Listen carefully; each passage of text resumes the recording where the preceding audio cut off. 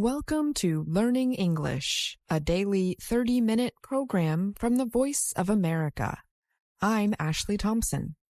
And I'm Mario Ritter Jr. This program is designed for English learners, so we speak a little slower and we use words and phrases especially written for people learning English. On today's program, you will hear about a man in Zimbabwe who changed to become a conservationist. Then, Anna Mateo and Andrew Smith bring us the Health and Lifestyle Report about ways to help people with ADHD. Finally, Andrew and Jill Robbins have the lesson of the day. But first, a Zimbabwean who formerly hunted animals illegally is now in a program that turns such poachers into protectors of wildlife. 47-year-old Timbana Chako Mastic grew up hunting, a tradition in his community. He also planted crops and raised farm animals or livestock. But dry weather conditions made farming less profitable, so he turned to illegal hunting, also called poaching. Then, last year, he got caught. Mastic had poached some small game from Save Valley Conservancy. It is one of the largest private game reserves in Africa. Mastic was jailed for nearly 3 months. Now he is in a program that aims to turn poachers into conservationists. Recently, Mastic was with a group of men. They found the den of some hyenas that had recently attacked livestock. The bones of the goats showed what happened. Some of the men suggested using fire to burn any hyenas remaining in the den. But Mastic warned against killing the animals, whether for revenge or for meat. He said, "I began to realize that animals are for the benefit of the entire community, so poaching is a selfish act." Spreading that message is not easy.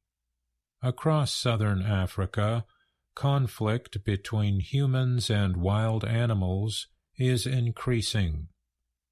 Dry weather, illegal hunting, tree clearing, and the changing of forest to farmland have pushed wildlife closer to people. Elephants raid vegetable gardens. Lions, hyenas, wild dogs, and jackals target cattle and goats of farmers. Donkeys that work on farms are not safe either. Zimbabwe's Parks Agency said it has received 3,000 to 4,000 calls about wildlife problems in the past 3 years. Tinashe Farawo of the Zimbabwe National Parks and Wildlife Management Authority said the conflicts are likely to increase during the dry months ahead. Mastic remembers when there were good harvests of corn, millet, and cotton. The wild animals stayed in the forest back then. He said the problems began after the country's land reform program went into effect in 2000. People started farming on land held by the Save Valley Conservancy. The Conservancy said it lost 30% of the wildlife habitat on its 303,000 hectares of land. At the same time, drought hit Mastic's village.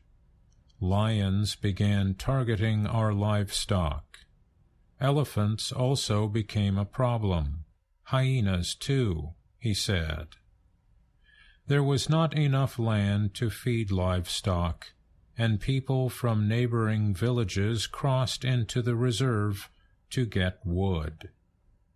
Dingani Masuku of the Conservancy said all resources are scarce, so we have to compete with animals for those resources.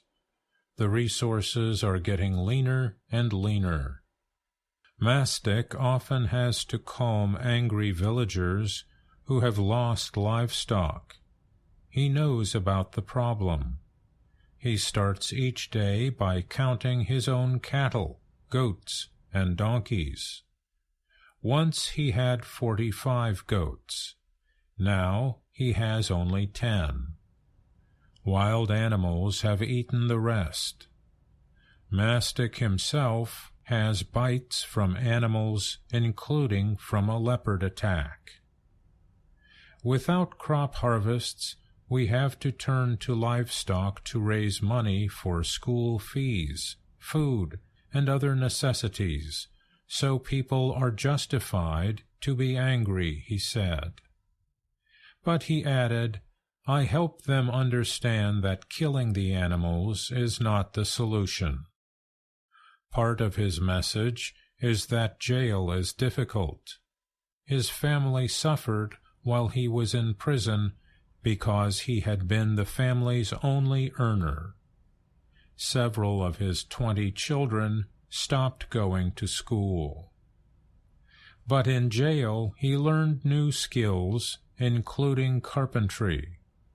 Now he makes chairs and tables in his workshop that have been popular with visitors and locals. Men visit his workshop, and Mastic tells them about conservation. He also speaks at village gatherings, funerals, and community meetings. There is no information about poaching in the area, but Mastic believes the number of poachers has dropped since he started his efforts. Masuku of the Conservancy said people believe Mastic and gain hope from his work as a carpenter. He said people know that he has been through it. He has been there, and that poaching does not pay, and that is why he is reforming. I'm Mario Ritter, Jr.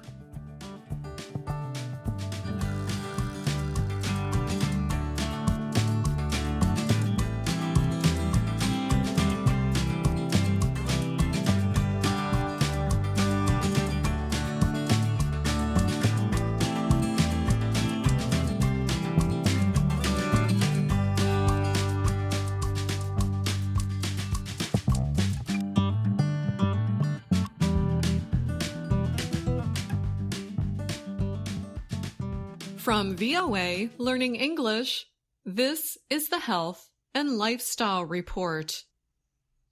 Becky Litvinchek did not think she would be able to finish the many tasks needed to start her own business.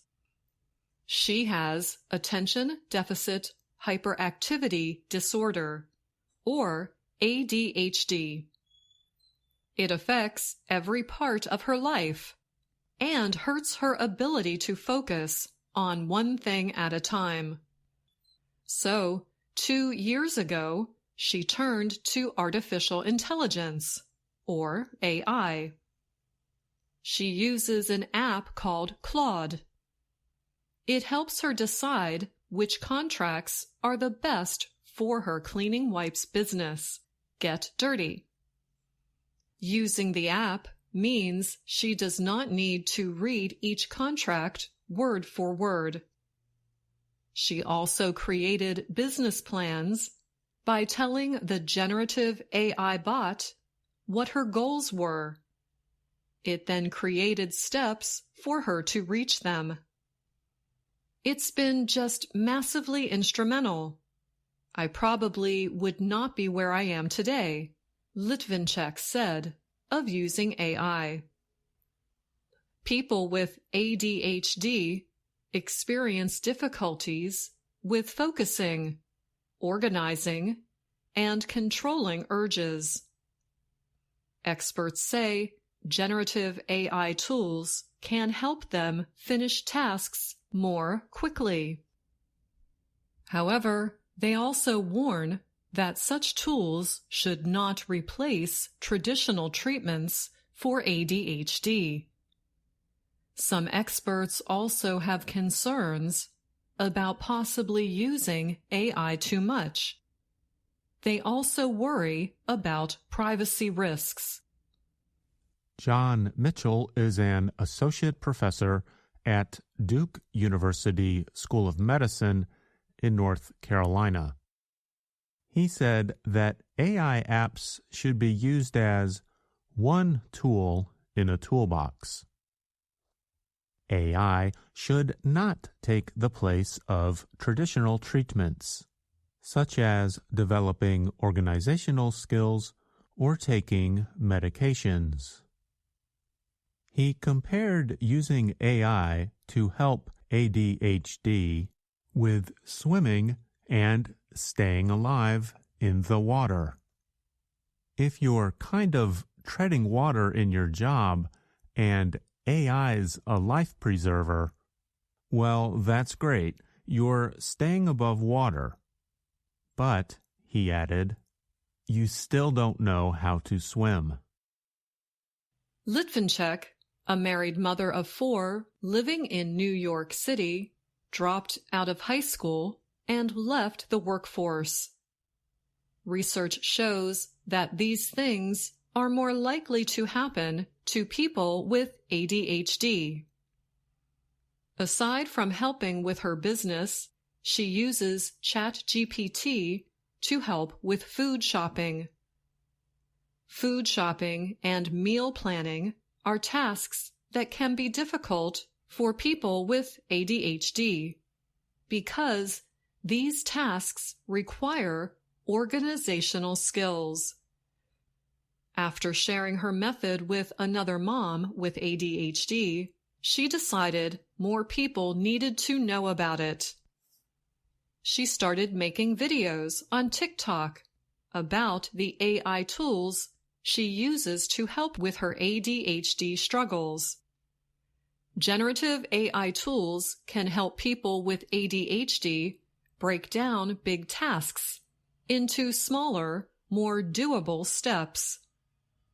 Chatbots can offer advice for specific things and make people feel like they are talking with a real person. Some AI apps can also help with reminders and productivity. Software engineer Bram de Bijger said he created Goblin tools with his neurodivergent friends in mind. The tool's most popular feature is the Magic To Do. A user can enter a task, and the bot will create a to-do list. It can even break down large items on the list into smaller tasks. I'm not trying to build a cure, de Bijger said, but something that helps them out for 2 minutes out of the day that they would otherwise struggle with. Russell Fulmer is a professor at Husson University in the northeastern state of Maine. He described the research around AI and ADHD as inconclusive. In other words, the results of its usefulness are still not known. Experts say they see how AI can have a positive effect on the lives of people with anxiety and ADHD. But, Fulmer said, such tools may not work well for everyone, including people of color with ADHD. He pointed to chatbot responses that have been racist and unfair toward certain groups of people at times. Valise Jones is a publicist and founder of Sincerely Nicole Media. She was diagnosed with ADHD as a child. She uses AI bots to help with reading and responding to emails, as well as proofreading public relations plans. But chatbot responses do not always go along with who she really is. There are cadences in my writing where you can kind of pick up on the fact that I'm Southern, and that's on purpose, said Jones, who is Black. She purposefully writes in a way that shows her culture. However, the responses she gets back from bots often do not show that. Software engineer DeBijor said that using AI chatbots as a personal assistant has a big upside. They are never tired and never sleep. The downside? They also create privacy issues. When you give an AI chatbot your personal information, emails, calendar, and personal writings, you are giving it to a big company, he warned. And that's the Health and Lifestyle Report. I'm Anna Mateo. And I'm Andrew Smith.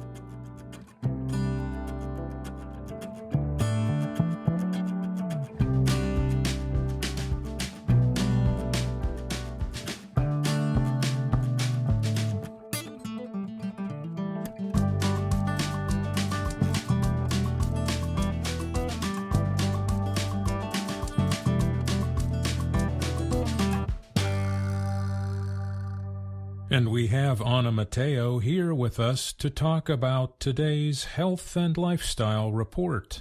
Welcome, Anna. Thanks for inviting me. ADHD stands for Attention Deficit Hyperactivity Disorder. The U.S. Centers for Disease Control and Prevention says the disorder is among the most commonly diagnosed neurodevelopmental disorders in children, and that it lasts into adulthood. The CDC's most recent data says that 7 million children have been diagnosed with ADHD, and that doctors are twice as likely to diagnose boys with the disorder as girls.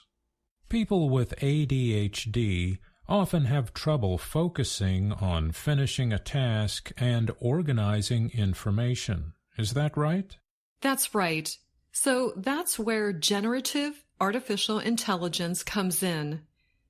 An AI chatbot can help people with ADHD break down large tasks into small steps. It can also help read or sort through large amounts of information. Chatbots are computer programs that aim to produce conversations like people would. If you have used a customer service app online, you have dealt with a chatbot. Most use artificial intelligence or machine learning to expand their communication abilities. People disagree on how well chatbots communicate and present facts.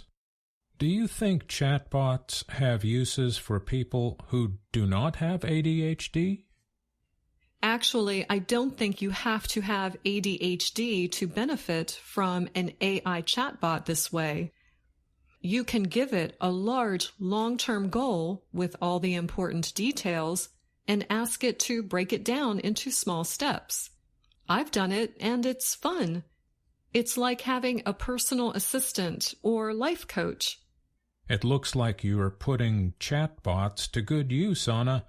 It's always nice to talk with you about health and lifestyle.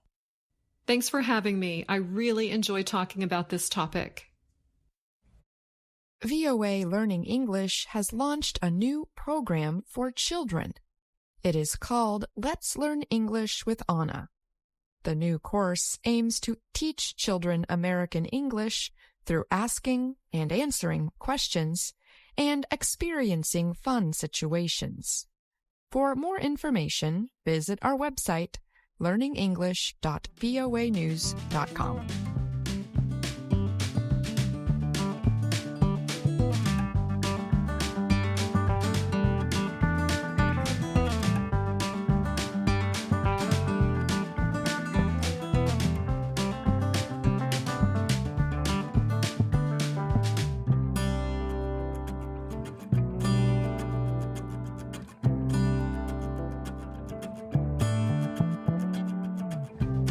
Hello, my name is Anna Mateo.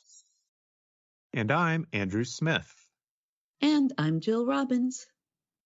Welcome to the part of the broadcast where we help you do more with our series, Let's Learn English. The series shows Anna Mateo in her work and life in Washington, D.C. Today, we're going to use some examples from Let's Learn English to show how native speakers pronounce words when they are talking quickly. This is very important for understanding spoken English. And it's important for learning to sound more like an advanced speaker of English. That's right, and this is something you can listen for in many episodes of Let's Learn English. Let's get started. What are we going to listen for first, Jill? Whoa, slow down, Andrew. Can you ask that again a little bit slower? Okay, sorry. I said, what are we going to listen for first, Jill? Andrew, your question gives a perfect example. We are going to listen to the difference between slower and faster speech when we put together the words what and are. We are going to listen to some examples from Lesson 7 of Let's Learn English. Andrew, can you explain what happens to Anna in Lesson 7? In Lesson 7, it is Anna's first day at work, and she is excited to meet people. She also wants to know what they are doing. So she asks them, "What are you doing?" However, she causes some problems by accident. Let's listen as Anna meets Anne. Anne is busy writing when Anna meets her. Hi there, I'm Anna. Hi, Anna. I'm Anne. Nice to meet you. What are you doing? I'm writing. You are writing. You are writing a lot. Oh dear. No, I'm sorry. that's okay. I'm That's sorry. okay. Really. Please stop. Please. Sorry. Next, Anna says hi to Jonathan, who is busy recording his show. Anna has already met Jonathan at her apartment building. And people all around the world are waiting to hear news about the next president. Jonathan, hi. Remember me? I live in your building. Oh, hi, Anna. What are you doing? I am doing my show. Oh, sorry. Are you recording? Yes, and now I have to record again. Sorry. Have a good show. Thank you. Sorry. I think Anna is going to say, "I'm sorry," a lot in this episode. Yes, she is. But let's compare the way she asked the question, "What are you doing?" in our two examples. Here's the first one. Hi there. I'm Anna. Hi, Anna. I'm Anne. Nice to meet you. What are you doing? And here is the second example. Oh, hi, Anna. What are you doing? You can hear that Anna says, "What are you doing?" a little slower in the second example than in the first. Let's listen to the examples again, but only to the question itself. What are you doing? What are you doing?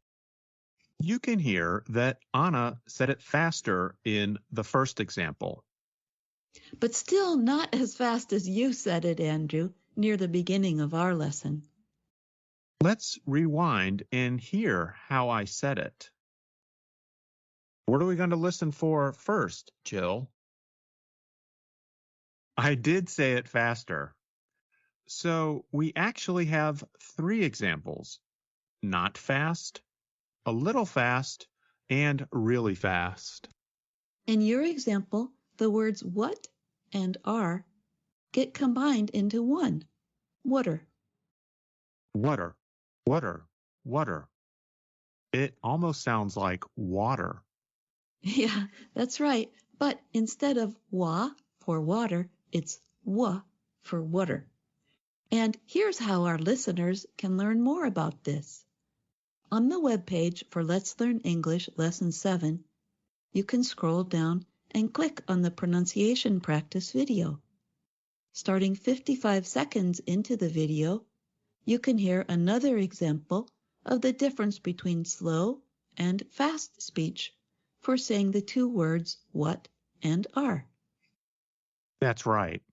And in the first part of the pronunciation practice video, you can hear another important aspect of fast speech. Many times, the ing at the end of words gets shortened to just the sound in. So if Anna were talking even faster, she would say, "What are you doing?" I have an idea. Let's listen to how the pronunciation practice video from Lesson 7 explains this. Is that what we're doing? That's what we're doing. Let's hear it now. In the present continuous tense, verbs end in ing. In careful speech, Americans pronounce the G at the end of the verb. However, in fast speech, many Americans do not pronounce the G at the end of the verb. The result sounds like this: Writin', doin'. readin'. Here is an example. Careful speech. I am reading a book. Fast speech. I'm reading a book. Those are good examples. And the pronunciation practice video in Lesson 9 gives another useful example of how native speakers put words together quickly. Is it about answering yes/no questions? Yes, it is. Or maybe I should say, yes, it is. Let's hear it. When Americans answer a yes or no question with yes, we sometimes say the words with no break. The sounds blend together.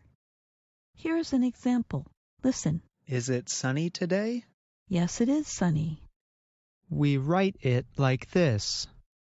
Yes, it is. We say it like this. Yes, it is. So those 3 words, yes, it is, can sound like one word. That's right. And I think people learning English should pay careful attention to the differences between fast and slow speech. That might help them train their ears to better understand fast English. And, of course, they should take short phrases like, "What are you doing?"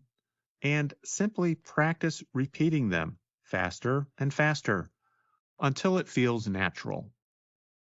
It's like if you want to learn to run fast, well, at some point, you just have to try running fast. That's true. And the more you do it, the better you'll get. We have many more English lessons coming your way, so keep listening and exploring all of the programs on VOA Learning English. I'm Jill Robbins. And I'm Andrew Smith.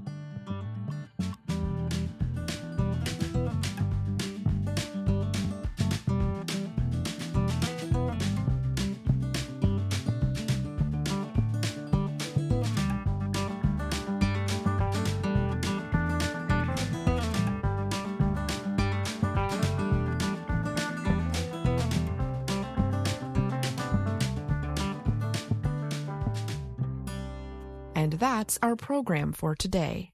Join us again tomorrow to keep learning English through stories from around the world.